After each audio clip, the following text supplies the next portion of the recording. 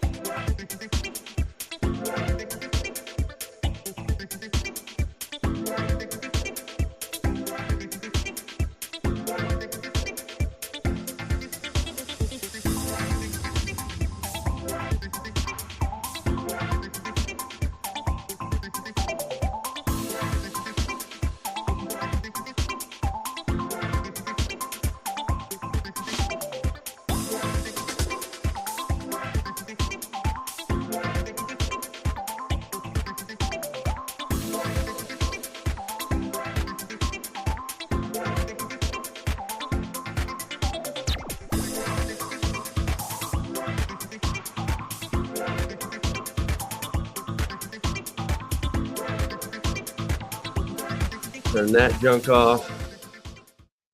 All right, guys. Sorry about that. So I've got a computer coming. It's for another business, but they say it was delivered, but it's not downstairs. So guess I'll find out if it's there or not when I get there. Yes, Prepper Cat is alive and well.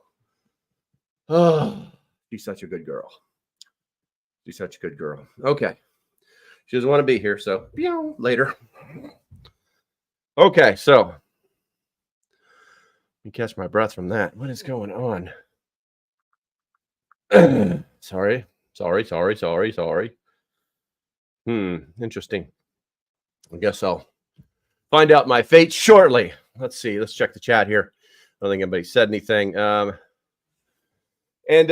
I kind of did that. Viking Queen, or actually Catitude was first. Bradley, number 2, and Viking Queen was Deterred. And then if we head on over to the Rumble side, looks like Hicktown Honey is first, and she's the only one who checked in of the 6 people watching. Well, thank you very much, young lady. I appreciate it. Okay, so let's go ahead and get right into it. Let's see. As usual, did my research, talked to the people, took surveys, things like that. And they all said, if you're not a prepper camp, well, you're missing out. I'm sorry, not prepper camp. Screw prepper camp. prepstock.net, guys. Still tickets available. Get your butts there. We recounted the tickets yesterday, and we have a good amount of people coming, which is super awesome. We also have a brand new instructor who's going to be teaching pressure canning with his wife. They're a husband-wife team. That was kind of off the that kind of fell off of the schedule for a little while because our canning person had some issues they had to take care of during that time period that were family related. So obviously we understand. And then come to find out, he's got a pretty interesting background. And so he'll be up on the website here in the next 48 hours. I think you guys will be able to check him out. And he's also going to be teaching how to set up a prepper camp, which will be quite interesting. Everything from, where the latrine is supposed to be dug, sanitation, food preparation, location of bivouac site. I mean, he's pretty much he's a pretty smart guy. I talked to him on the phone last night for a bit. All right, so enough of that. Prepstock.net. Go there, get your tickets, quit screwing around. There's still one campsite left within walking distance of the event. We just checked. All right, let's see here. So the question that I posed to this group, and I'll be honest with you, I did not get, and it's kind of surreal because I did not get the response that I normally get. I normally get about 40 or 50 responses to my questions. I like to think that I write thought-provoking questions that will get people's interest and make them want to interact, but it just didn't happen. So here's the question that I wrote. I said, disaster preparedness and response is a critical aspect of prepping, as natural disasters can strike at any moment, leaving a trail of destruction and chaos in their wake. To prepare for such events, it's essential to have a plan in place, plan, including evacuation routes and emergency contact information. This should also include having access to emergency funding, such as a separate savings account or insurance policy, to help cover unexpected expenses. Additionally, knowing recovery techniques, such as how to repair or replace critical systems like water and electricity, can be a lifesaver. By taking these steps, individuals can significantly reduce the impact of a disaster on their lives. So, have you taken the time to prepare for a natural disaster? Have you identified potential evacuation routes and emergency contact numbers, or set aside emergency funding? So those are the main points that I was trying to emphasize to people. I've got a new comment over here. What do we got here? Once again, I'm listening to music as the show is starting, and it just keeps playing instead of starting the show. Refresh, bro. Refresh. Refresh. This sounds like I don't know what's happening because it's coming out 5x5 for everybody else. So I got one comment on it in 24 hours. It was kind of amazing. The comment said, "Yes, very important. And even if your house is unlivable, you're still responsible for the mortgage." It's very poignant. It's very poignant. So. Let's see here. Guys, I'll be honest with you. I'm a little surprised the chat's kind of dead here. Do me a favor. Type the number 1 if you want me to continue this live stream. I'll wait. And it's not like attitudinal or anything like that. I think the chat is broken. Oh, drinking the coffee. Wow. Okay. 1, please. I got you, Brad. Okay. So okay, good. All right, guys. All right, I appreciate it. I just thought the chat was broken. It's kind of weird, just like nothing. Weird. Okay. All right, so continuing with that, here are 10 items to speak about with reference to disaster preparedness, along with 3 sub-items for each. It's kind of a format I'm trying to follow this week in trying to just get information out to you guys, food for thought. I am not the arbiter of all things preparedness or disaster preparedness. And so take that, stick it in the back of your skull, and let chew on that for a while. All right, so the first thing that we should probably think about is an emergency kit, and man, my throat is really messed up this morning. Good morning, Debbie. Good morning. So what to include in emergency kit? You need to think about it from the basics. You can get lots of ideas from, and they're actually solid ideas from FEMA. They have a website that is dedicated to that. So, and downloadable PDFs, checklists, things like that. So I recommend that you do take a good look at that. So, some things like water, non-perishable food, and first aid supplies should be the core of your first aid kit, and then you want to start to think about how to customize this emergency kit for specific needs like infants, pets, and medical conditions. And hopefully none of those are in your life. I mean, don't get me wrong. But you know, and then think about how we're going to store this kit, because some of the items that are inside of it may even be perishable, you know. So tips for storing and maintaining an emergency kit, you know, i.e. or EG as they say, expiration dates and the rotation of supplies. Some people have a tendency, for instance, I forever constantly forget, you know, down down at the property in North Carolina, I have a hurricane kit because it's in Tornado or Hurricane Alley, and you know, it's got propane in it. It's got freaking a stove, portable stove. It's got a little bit of water. Actually, I don't keep the water in the kit. It's next to the kit, but inside the kit, and it's like a foot locker. I don't know if you guys ever know what a foot locker. In the military, we had foot lockers. They're like little boxes. You put them at the end, at the foot of your bed. That's why they call them foot lockers. And this one was just plastic. It's like double latch, and you know, it's like, grr, you can carry it. But anyway, so I've like put like nabs. If you guys just don't know what this is, that's like crackers and something, peanut butter, cream, something in there. And just put those in there. Canned foods that you can eat, ramen noodles, a little bit of salt and pepper, you know, just the very basics of, hey, something just went wrong and I'm hungry. And forever I would just like only use it, only even open it during a hurricane, or should I say either during or after a hurricane, and normally only when the power went out, because I could stay inside my house up to a category 3. I know that it survives a category 3 because if you go back to the NOAA website, you can actually check all the hurricanes that went over certain places. You can follow their tracks and everything, see what the strength it was when it passed over your house, that kind of thing. And so I know it can withstand a category 3. I just wouldn't want to be there. But those are things to think about. The other thing too that I also kept in there, I'm probably jumping here in that emergency kit, was cable locks, because I would have to take out my generator from the shop and bring it outside, and once people heard it, they might try and come and steal it. So I would cable lock it to like a 4x4 that's concreted into the ground, that kind of thing. Okay, so thinking about that, the basic emergency kit, build one. And of looking at the chat here, once again, guys, this is interactive. So in between, hey, Laser, good to see you. Good to see you. In between each one of these sections, that was section 1.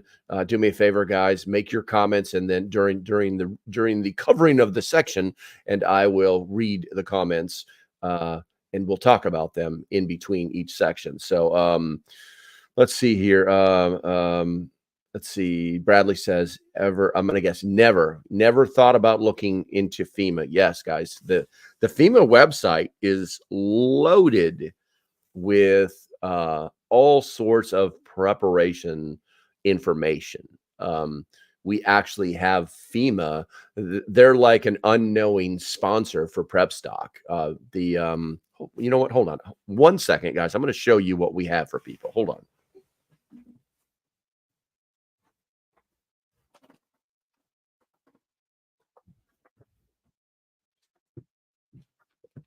All right, so everybody who shows up for Prep Stock, we have got, believe it or not, your U.S. government tax dollars at work, guys. U.S. government tax dollars at work. And inside of this pamphlet, as they call it, is all sorts of disaster type ideas, trainings, checklists, things like that. Hold on a second here. It's the color of blue that they use to print this is really bad for cameras. It almost looks like black and white on the cameras. But anyway, so this is a 26-page document. Everybody who goes to Prep Stock is getting one of these for absolutely free. I contacted the United States Publication and Reproduction Office and said, send me 100 of these sons of something. And they're like, well, we normally only do about 10 or 15 at a time, but the law says that if you put in the request and it's not denied within 10 days, we have to print it out and send it to you. Boom, boom, boom. So FEMA can actually give you lots of information, guys. Look up their website. Go do that stuff. It's actually not that bad. Obviously you don't want them to show up and say, we're the government and we're here to help. But if they're going to give you free information, yeah, well, it's technically not free. Your taxes paid for it. So, all right. So let's go ahead and move on to the next section. Emergency fund, guys. This is very often, everyone's like, well, I don't have the money for this. I get it, but you need to think about it. Okay. Your emergency fund, and why is it essential to have an emergency fund in place? Well, because stuff happens. There was a survey that came out last year, and then it was kind of brought into light middle of February that 60% of Americans would literally cannot survive a vehicle breaking down, financially survive if they cannot financially survive the event of their vehicle breaking down. It's like it's estimated to be a $400 cost. Their paychecks are stretched so thin. So thinking about an emergency fund is something we should think about and do if we can, learning how to set aside money for an emergency fund is all about savings, goals, and budgeting. The thing is like, and listen, I'm not going to poke. I'm not, because I smoked for 20 years. If you can afford a pack of cigarettes, you can afford to put $3 a month to the side. That's all I'm going to say. If you can afford a 6-pack of beer or a bottle of wine, you can afford $5 to $8 a month to set aside. That's all I'm going to say. I'm going to leave it right there. Let's see here. No one is commenting. So the chat must be broken. All right. So let's see here. The next one is communications plan. Now, I can't emphasize enough. And people, let me ask you this. I'm just going to make a broad statement and you guys answer. Type the number 1 if you have a communications plan written down on paper and other people know about it. Type the number 2 if you think it's important that you do this. And type the number 3 if you do not. That's right. I'm going to call you out because,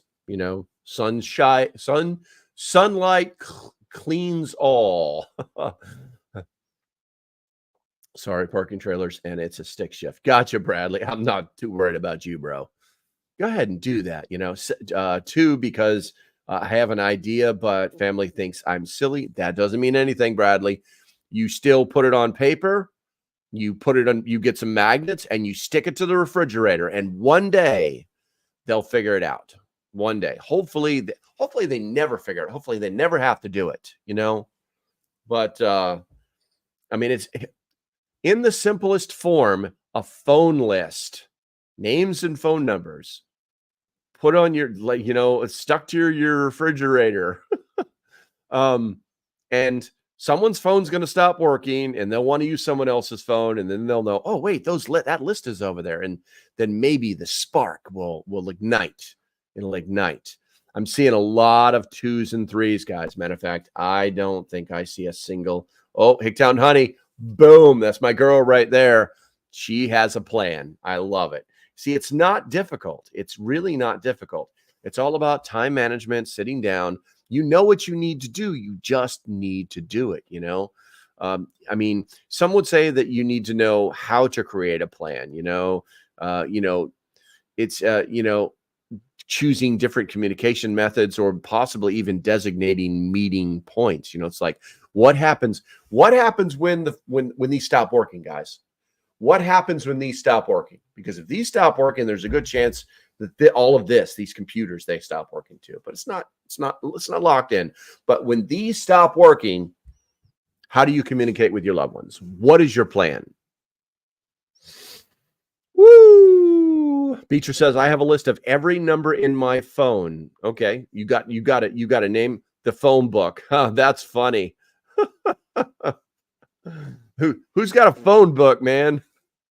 I think I think I've never seen a phone book in this little town that I live in here in Virginia, and the phone book in the area that I have my property in North Carolina went from this thick to this thick. They're only publishing like business numbers and stuff like that. Catitude says, I got a phone number. Let's see here. Hicktown Honey says, talk with hubby and parents prior to any big event to review bad weather, eclipse, events, etc. I got you. Paper, no. Discuss calm plan. Yes, I got you. I got you.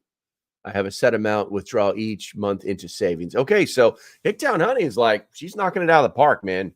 You guys, you should be taking notice. You should be taking notice. So, you know, and then thinking about tips for staying connected with loved ones during a disaster. You know, it could be social media, it could be messaging apps, it could be anything, could be carrier pigeons.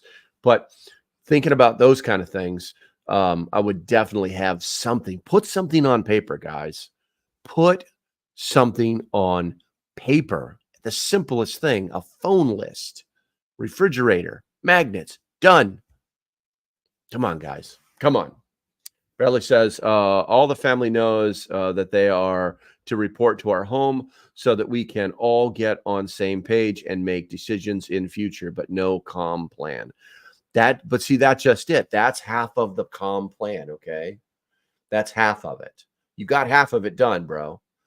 Just if you got a list of phone numbers and you have had to communicate and you've spoken with your loved ones and you have a plan, then you have a calm plan. Calm plan doesn't have to be Roger. It doesn't have to be 27 frequencies. It can be what works for you. That's what the calm plan is. So, and there are people out there that disagree with me, and they were probably going to be hamheads, and I'm happy for them. You guys have seen the radios I have, but it's not necessary for every single person. I mean, how did we survive when these things happened before we had these? How did we do it? We know how we did it. We lived through it. Think about that.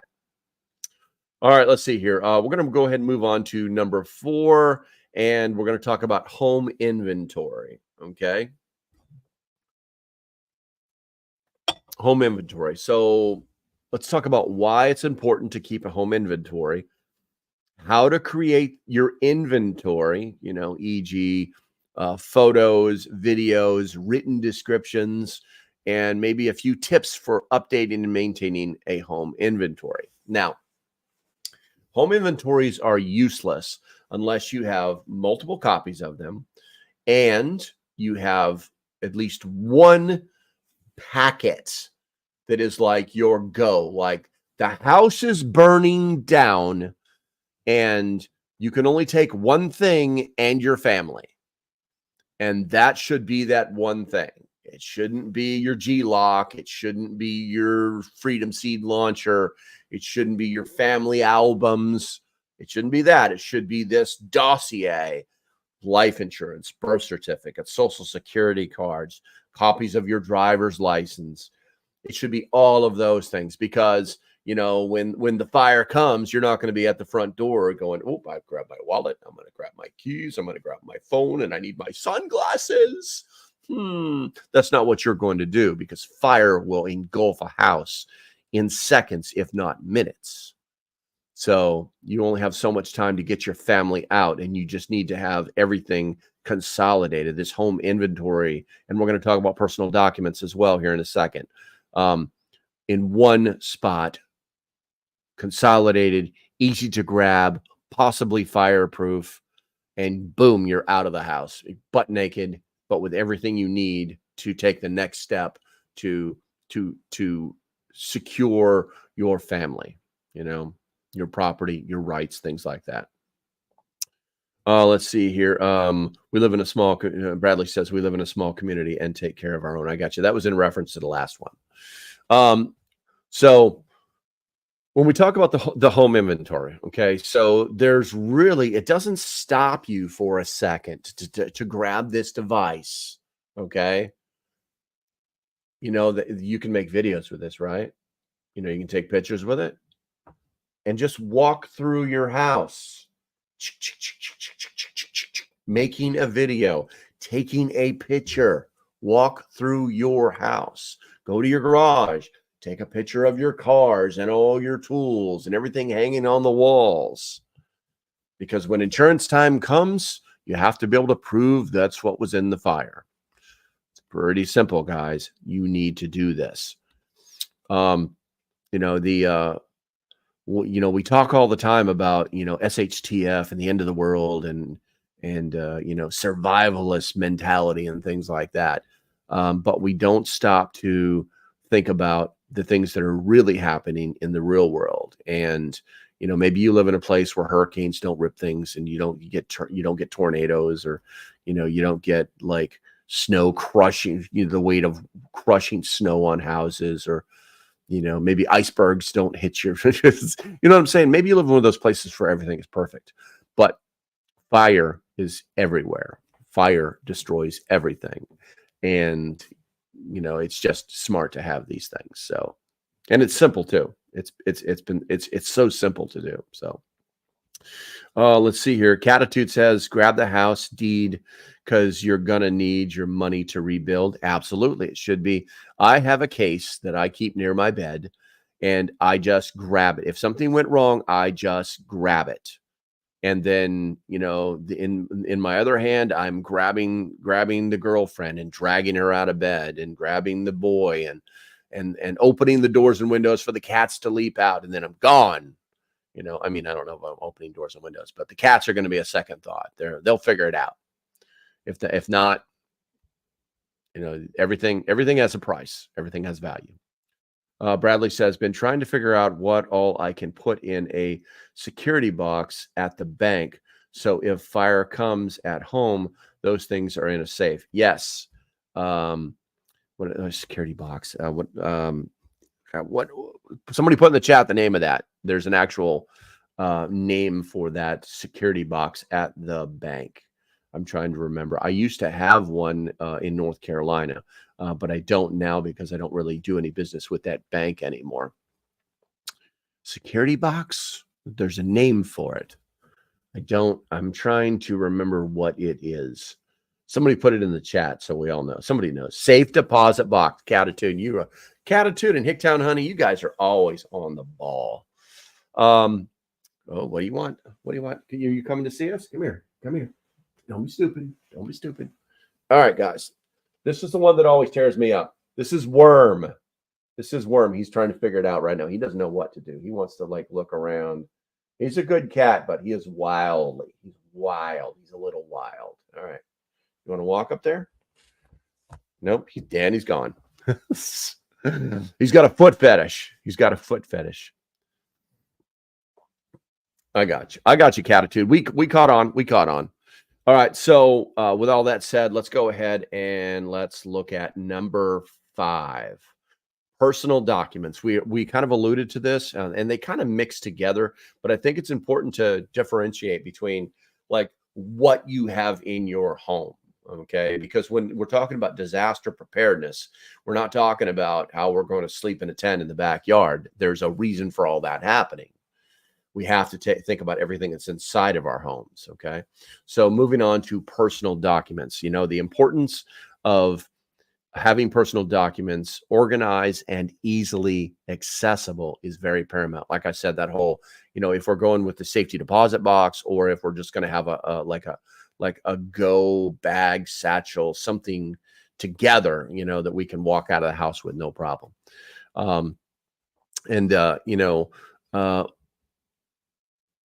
We also need to think about how we're going to store, how we're going to organize these personal documents, like we're talking about easy, safety deposit box, or is it like digital storage? Have we digitized everything? I have a thumb drive that has all of my important documents on it. Basically the who I am and what I own thumb drive. I've got 2 or 3 of those suckers, and you've got to protect them because that's your personal identifiable information. So, where are you going to store that? Where are you going to keep that? Do you have it? Maybe a thumb drive on your keychain. There's a thought. Just don't lose that sucker. And there are actually ways of encrypting or password protecting digital, either both thumb drives themselves or the documents that are on the thumb drive. There are ways of doing that too, and so, and those are some of the things that you might want to think about. I recommend that you do. Also, maybe some tips for ensuring security of personal documents, i.e. Shredding or encryption, like I was just talking about. Sometimes it's like,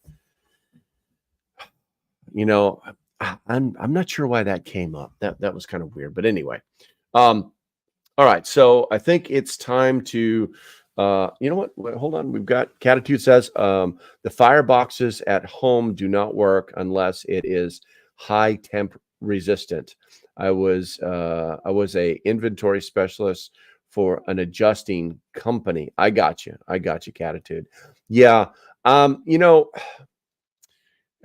Keep paperwork in my gun safe. Gotcha.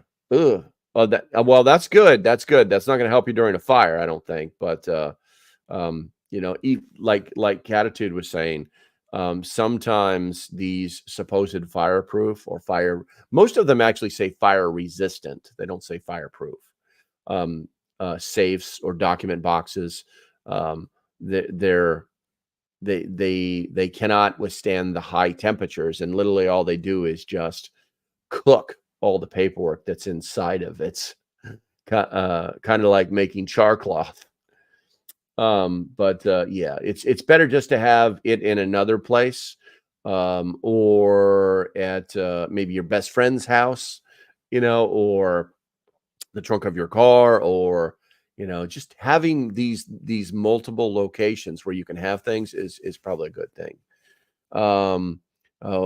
Hickdown Honey says we have a small firebox that we will grab in emergency. I do have copies in the get home bag though. Yeah, exactly. Why not have basic copies of this information in your go bag or your get home bag or your bug out bag, whichever you're going to call it today, yeah, these are definitely things to think about. All right, so let's see. We're going to go ahead and talk about something a little different here. We're gonna jump on over to, let's see, what are we going to talk about? We're going to talk today. We're going to talk about wow. I don't really have a segue, so I'm just gonna throw this up here. I haven't talked about these guys in a while. Guys, if you guys don't have EMP protection, I completely understand. If you want it, you probably need to get it. The EMP Shield just had a Memorial Day sale. I will tell you that the sale was not great. It was like 7% off if you bought 2 devices. And you could actually combine it with the code, my savings code, LocalPrepper, all one word, will give you $50 off the device, which is pretty phenomenal. It's pretty phenomenal for these devices. So it's almost, if you think about it, it's almost like the eighth of the cost. No, I don't know, maybe 33% of the cost off, basically. If you're interested in EMP protection, I would definitely take a look at these guys. There is a link in the description. I have them on both of my vehicles. I have a plan. I will drive someplace when we're done. How long that car will run afterwards, I don't know. How many people I'll have to get out of my way, I don't know. But it's a tool now. It's an opportunity. It's an element in my survival. So EMP Shield guys, I've been affiliate with these guys for years, and as many times as people have tried to debunk them, it always blows up in their face, and they find out that the device is what it is advertised to be. Okay, so we're going to go ahead and move on to number 6, having your evacuation plan. All right, guys. Let's see. Why is it essential to have an evacuation plan in place? Well, it's pretty simple. You need to know where to go, how to get out, to evacuate or evade, to move away from the danger, and people often talk about how to create an evacuation plan, but it's really simply just identifying the escape routes and designated meeting points. It's really that simple. Like, so if I pull out of my driveway right now, do I turn left or I turn right, and why?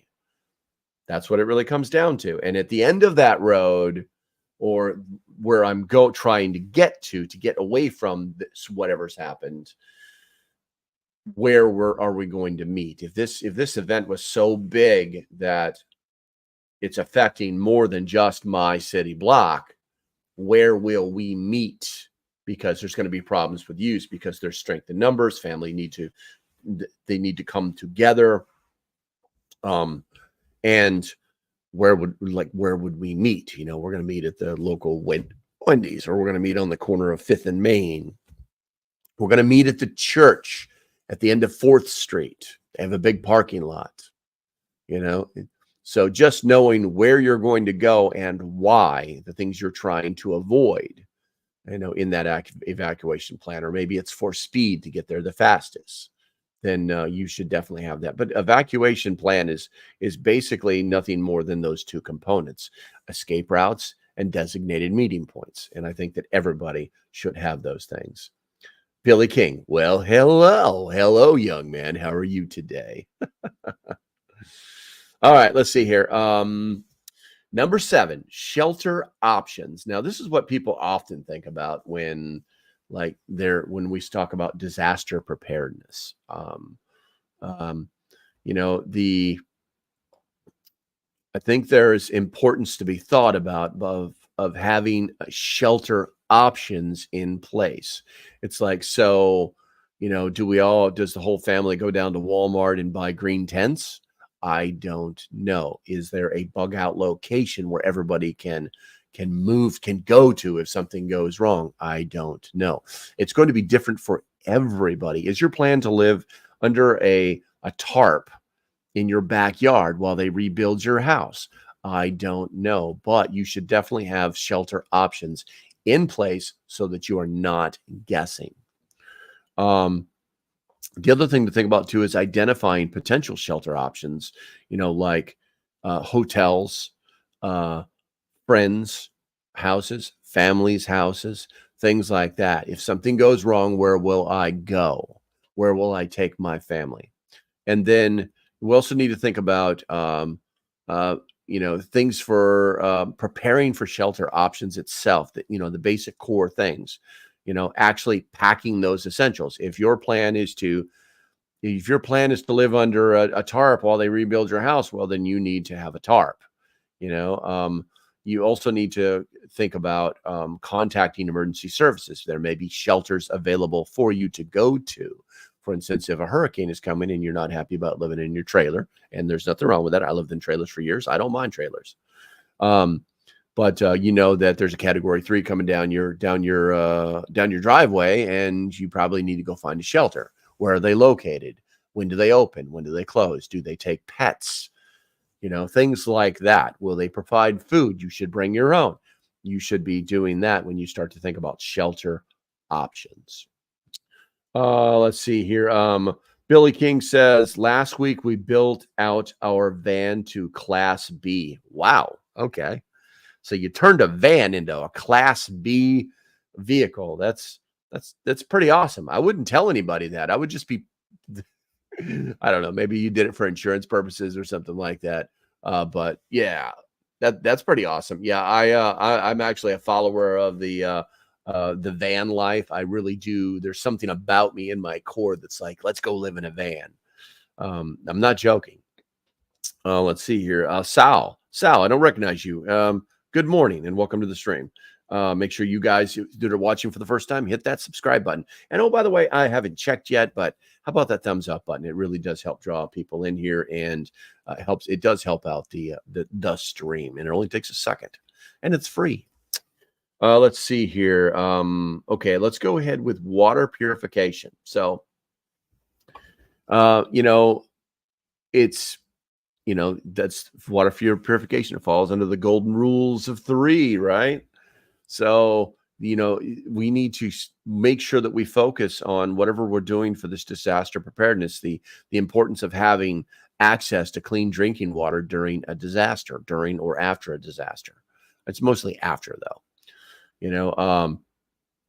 Viking Queen, she's got to go to meetings. All right, lady, we'll talk to you later. Have a great day. But water purification, it's significantly important that you understand how to purify water using different methods, because the tablets will run out, the water filters will get jammed up. You need to know how to filter water, how to boil water, things like that. And then obviously there's transporting this purified water, this decontaminated water, transporting it around. And you need to have not just this knowledge, but the tools necessary to do it. I'm not talking about like hollowing out a tree and filling it full of water and then putting rocks from a fire in it and boiling it that way. That's like the lowest thing on the totem pole next to just drinking unfiltered water. But everything from the life straw, purification tablets, large water filters, and then the ability to carry it, to have containers to carry that water in. So you should be thinking about that just a little bit when you start to talk about disaster preparedness. And oh, by the way, like, where can I get the water? Has FEMA come in and set up, or the state come in and set up sites for me to go get like cases of bottled water? You should be thinking about stuff that way too. Sandy, good morning, Sandy. Good morning. Let's see here. And looks like Good Boys Guild showed up on the Rumble side. Good morning. Good morning. All right, so let's go. We're going to get to number 9, food storage.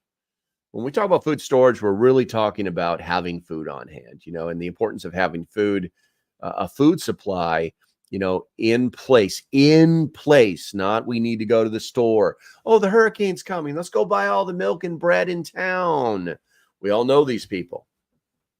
But actually having a food source in place prior to disasters, in which it goes to the core of the very first thing we talked about, and when we talk about disaster preparedness is food, water, and security, and then thinking about how to store that food. And a lot of times people are like, well, I got it. What do I do with it now? Most of the containers for any type of survival ration are already exactly what you need to do. What you need to have. You just need to keep it away from the rodents. You need to keep it away from the heat and sometimes the cold. You need to keep it out of direct sunlight so that it doesn't like do things to the packaging. But some of the simpler things, and then rotating the food itself has a lot to do with, like, if you're canning or freezing, but rotating that food is a constant. You have to do it all the time. What do we got here? A silcock. I got you. Yes. Well, I mean, that kind of goes to having a silcock key is actually is I wouldn't say it's super important. It has a lot to do with where you live. If you live in the city, you definitely need a silcock key. If you don't know what that is, you probably need to Google it. It's a little $12 item that you can use the city's water, whether they like it or not. You just get into those little faucets that are like have funny attachments on them. Let's see here. But keeping on with the preparing, knowing how to prepare food, or should I say preparing for food shortages during the disaster.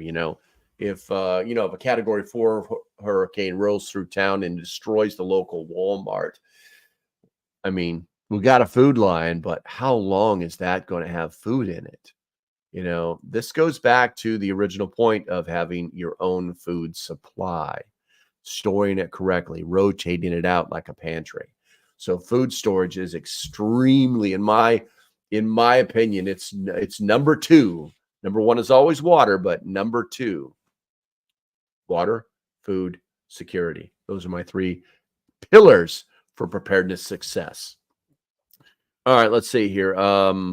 And then lastly, guys, this one is hard to define for some people. It's called mental preparedness. Now, you've got to have I can't emphasize enough the importance of mental preparedness during a disaster, and how, you prepare mentally for a disaster. E.g., it's like either through stress management techniques or coping strategies, and, maintaining mental health during and after a disaster. Because if you've never seen one of the what these disasters look like, they can be kind of shocking. It can be kind of shocking and kind of overwhelming. It's a little bit like swimming with great white sharks for the first time. You find out how very small, how minuscule you are in this world, and how these forces, normally natural forces, can just cause so much damage to the world that we live in. So being mentally prepared is, I think, the cornerstone of mental preparedness is physical preparedness. Are you healthy? Are you not overweight?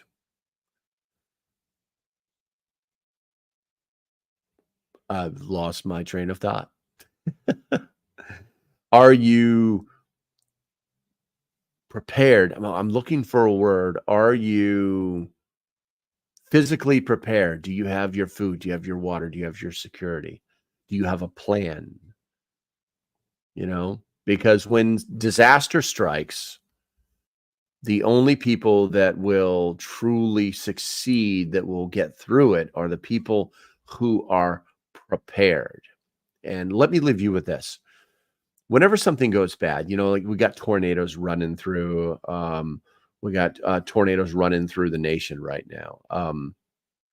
And the only people that are actually prepared are the people that are coming to the rescue. Let that one sink in for a little while. Because sometimes, no matter what we do, we're just going to get got. It's that easy. All right, guys. Let's see here. Heck down and sunny. I have prepared, the less I am worried. Exactly. The more prepared you are, the less worried you will be. Let's see here. We got here. Sal is saying possible substance abuse. I don't know where you're going with that, but it sounds positive. And Catatu says mentally stable. Don't need people going off half. Yes, exactly. If you are of the mindset of a survivor, you're going to be very much more calm and collected than the people who are, I don't know, sheep. They don't really live in the world. They're just roaming around in the world with their cell phones in front of their faces, not really paying attention, thinking everything's going to be fine. No, it could never happen to me. So, yeah. All right, guys, I'm going to go ahead and leave you for now. It's been almost an hour. So, yeah. If you like what I'm doing, do me a favor. Make sure, guys, hit that like and subscribe button. And I'm here Monday through Friday. Yeah, something like that. And if you want to support the channel, there are links below. You're adults. Do what do with your money as you will. I would hope you would do it right. And that's going to be about it. Stay safe. Have a great day, and I'll see you when I see you. Bye-bye.